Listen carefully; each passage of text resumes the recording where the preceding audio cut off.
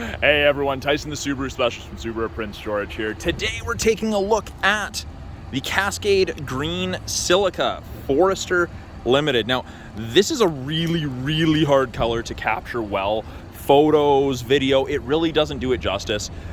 Right now, I'm getting lots of metallic flake off of it. I'm not sure if the camera's capturing that, but in some overcast lights, you get more of that kind of dark army green almost, but there is a ton of metallic flake, and I don't know if the camera's gonna pick that up, but it's a good looking color. I quite like it. Now, limited, one step under the absolutely fully loaded Premier model, but get that redesigned front end, that nice prominent grille. You get the LED steering responsive headlights. These headlights are great. They do swivel when you turn on the vehicle and at speed. If you turn left, this headlight will swivel slightly left. Same thing to the right on the other side. You do get the fog light bezel with kind of that gun metallic gray accenting there. It looks really sharp. This is also the first trim level where you get the 18s with the machined alloy finish. This is the same wheel as the Sport Forester. The Sport Forester wheels are just black though. Built-in turn signals on the mirrors. Yeah, it's a really nice color. I don't think the camera's doing it justice. If you have a chance to check one out in person, I do recommend it. Now, this is a power lift gate. It's running, so I can't use it from the key fob, but pretty much between these two stars here, there's a little rubber switch, and up it comes. Or you can do it from the key fob or the driver's seat. Now, you do have those little black circles in the rear bumper. That's the backup sensors, and it will actually apply the brakes if it thinks you're gonna hit something between speeds of 1 and 15 kilometers an hour. Best thing ever in parking lots. Now, with a big boxy square rear end, as you would expect, you have a ton of storage. Comes with a privacy cover as a standard piece of equipment, easy to retract. This piece right here is just removable. It's on a pressure kind of spring portion, and you can remove it easily from there. Now, we do have grocery bag hooks in the back on either side. We also have 12-volt outlet for charging needs. Cargo tray is standard, has a little bit of a lip, so if you have a little spill of something, garbage bag, hopefully it helps contain it. We've got nice, big, hard, physical tie downs, one in each corner. Now, I've had people who tell me that they attach their dog's leashes. They have one of those seatbelt leashes. They do it that way as well. Upgraded audio system, Harman Kardon, that's the sub for it. Now, if you needed to take that out, it actually tucks underneath here. You can kind of see where you're supposed to put it along there. And we have a little bit of storage, and underneath that, got our spare tire. So it's inside the vehicle. You don't need to worry about it rusting or freezing to the bottom of your vehicle. It's not going to be cut. It's not going to be super wet when you go to change it. The tire itself, I mean, it could be wet out. Now, if you need to fold the seats, you just pull the little levers. Down they go. Virtually flat. Little bit of an incline there. We do also get the LED cargo light. That will, you can have it shut off, or you can have it set to door, so it will shut off once the hatch is closed. We can close it, we can lock and close it, we can pull it manually, or you can do it from the driver's seat or the key fob as well. Thing that lots of people like about the Forester, the big boxy square windows. Virtually no blind spots in these vehicles. In the second row, seats are folded. Essentially, if you can see red on that, that means it's not locked. Easiest way to tell. Doesn't take a whole bunch of effort to flip it up. But good room, like tons of headroom, tons of leg room. I'm 6'2", torso legs proportionate. My head's not touching the roof. I'm not sitting sideways. My knees aren't tucked up under my chin. It's great. Fold down armrest with 2 cup holders. The outer 2 seats, heated seats, high and low. 2 USB ports for any charging needs you may have. And you have the vents out of the center console. Heats up or cools down the second row much more effectively. Now, we do have bottle holders in both doors. You've got power windows. You've got this gray accenting strip along the inside. Helps cut down on the amount of charcoal or dark. It's nice. The new owner has opted to get crossbars installed for carrying kayaks, canoes, that sort of thing. And we have the giant panoramic sunroof. And it does have a little wind/bug deflector there that just kind of springs down when the roof is brought forward. But yeah, it's big. That extends into the second row there. Now, with it being a proximity key, to lock it, so long as the key's within about 3.5 feet, you've got the lines there. Won't do it right now, it's just gonna beep at me because it's running. And then to unlock it, if it was locked, again, key has to be within 3.5 feet. You just put your hand in. There's that gray strip again. Got power windows, locked mirrors, as you would expect. We have 2 position memory settings, which will remember your power mirror and power seat adjustment. You can have 2 drivers registered like that, really easy. Come in for a service, you press the memory button after the technician has adjusted the seat so he or she can safely drive it, and it goes back to your preference. And again, of course, Harman Kardon audio system, bottle holder in the door there. On the inside here, by the driver's left knee, we do have quite a few buttons. So you can open the rear hatch, you can turn steering responsive headlights off. So if you don't like those headlights turning, you could change that. You can set a memory height for the rear hatch. So if the hatch being open all the way is going to interfere with, say, your garage door, it's gonna hit the roof or something, you can make it so it doesn't do that. Brightness gate, scroll wheel for the gauges. You've got traction control, the ability to turn off stop start. You've got blind spot detection, and you can turn it off there. And then, of course, you have the driver focus system. So I'll talk about that and show you that in a little bit here. But blind spot detection's this little black screen on either side mirror. Don't know if you can make out that contrast there, but they illuminate like so. Orange whenever someone is in your blind spot on the corresponding side. Doesn't eliminate shoulder checking, but it is a great aid. I quite enjoy it. Now, the steering wheel is tilt and telescopic, so up, down, in, or out, depending how you like to sit.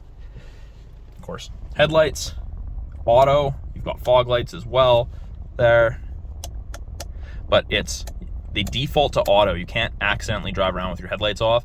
Momentary safety switch, really smart feature. I see a ton of people, especially in the summer where dusk starts fairly late, they forget to turn on their headlights because they still have some visibility. That stops that. Left-hand side of the steering wheel, we have our Bluetooth and audio controls. You can make and take calls, control the volume of the calls and the music, switch between presets. Info will change the small display up top there, and we'll talk about that in a minute here. Answer or make calls, hang up or decline. These arrows right here will change the small center display depending upon what you want to look at. It gives you fuel economy, how long it shut off at intersections for, time running versus distance traveled. I personally like the digital speedo myself. Right hand side, we have adaptive cruise. So the cruise that follows the vehicle ahead of you at a set distance. If you catch up, you can increase that follow distance or decrease that follow distance. And then we also have lane centering assist. So that will help keep you between the lines above 60 kilometers an hour, so long as the 2-color stereo eyesight cameras can actually see the road lines.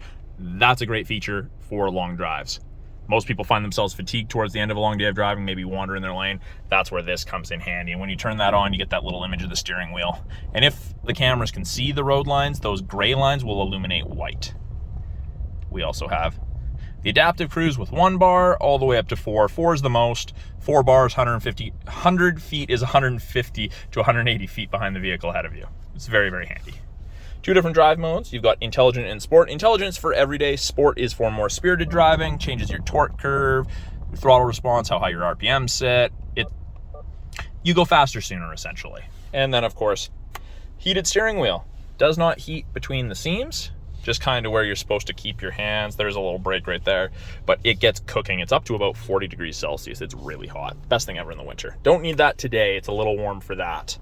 Now, I was talking about this small display up top here, little information display. You can cycle through it with the info button on the left-hand side of the steering wheel. It gives you navigation, destinations, what you're listening to, fuel economy, date, time, bunch of different things going on there. I personally like the widget one, and you can change those around. You can see that little red light that was flashing there. That's the driver focus system. So you can scan your face in, and it'll actually do your memory position settings based on your face. You can have 5 drivers scanned up into there. It's pretty cool. 8-inch display. Actually, we're getting a little bit of glare there. So look out that panoramic roof there. So the shade's all the way back there. I can't actually close the shade because the glass isn't closed. You can't accidentally close the shade and leave the glass open. So sunroof controls right there. It's one touch, drags it along. Pretty quick too. That helps a little cut down on the glare, but touchscreen, you got navigation with the Limited. That comes with it. There's no subscription for it. You've got it for life. You get 1 free update within the first 3 years. I'll put the map update site in the video description. Check that out. But touchscreen, or we have the physical buttons there. You've got Apple CarPlay, Android Auto, access to the My Subaru app. You have to be registered for that, which happens when you register the vehicle in your name. Phone is Bluetooth. When you put it in reverse, backup camera pops up, reverse is braking, parking sensors, shows you the top of the bumper there, and you can clean the backup camera by twisting and holding this portion of the knob for the back window back towards you. I'm not going to do that because this vehicle was recently cleaned and I don't want to mess that up for my detailers.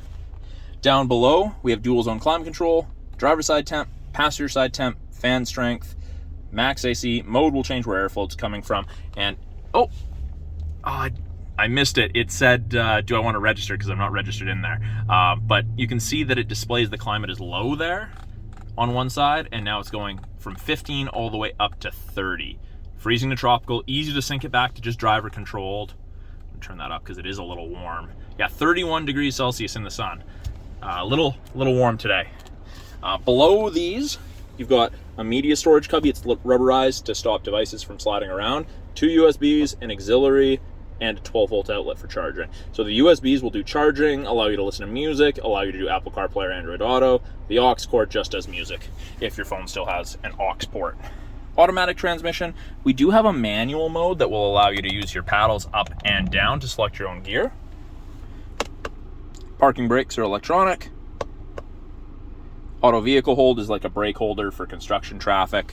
We have heated seats high and low for both the driver and passenger. And then we have dual function X mode. So when I twist to the left, you get snow and dirt mode. And when I twist to the right, you get deep snow and mud mode. And it also turns off traction control to allow for excess wheel spin. Now, both of those only work up to about 40 kilometers an hour, but it's like 4x4 low. It's Subaru's equivalent. It's a pretty cool system.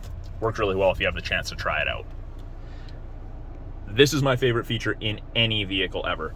No switch to flick. It's an auto dimming mirror. If some jerk has their high beams on behind you and they're blinding you, it just automatically dims. Your side mirrors are also auto dimming and they're tied to this. It's awesome. And then we have 3 buttons there. That's part of your HomeLink system. You can hook up to 3 separate garage doors to your mirror. It's great. I love it. You don't have to carry an opener on your visor. There's no chance someone could steal it. We have sunglass storage. You have SOS and roadside, and that's part of the 3-year trial to the connected services you get with most new Subarus. And then we have lane sway, which will let you know if you're changing lanes or crossing lanes without signaling. Automatic emergency braking, which is designed to stop you from hitting vehicles or pedestrians. And that, again, both of those use the color stereo eyesight cameras there. I've had customers tell me that it has stopped them from hitting a moose. So it works with animals in some instances, but Subaru doesn't advertise it as that because of a varied shape, size, and color of animals. LED map lights set to door right now are off, and then I don't know if it'll show up, but little blue light there, that means your headlights are turned on. So that's one way you can tell at dawn or dusk. If you can't tell if your headlights are on, just look up. If it's blue, they're on. If it's not blue, they're off. So that's a brief overview of the 2022 Subaru Forester Limited with eyesight in the Cascade green Silica. If you guys have any questions about this vehicle or any vehicle in the Subaru lineup, or you want to see something specific in one of my upcoming videos, please put it in the comments below. I do try to get back to all of my comments and answer all the questions that come through. So again, this is the 2022 Subaru Forester Limited. This is one step under the absolutely fully loaded Premier. It's in that new Cascade green Silica for the 2022 model year. It's that nice green. This camera really isn't doing it justice, but if you guys have any questions, let me know. And thanks for watching. We'll talk to you guys soon.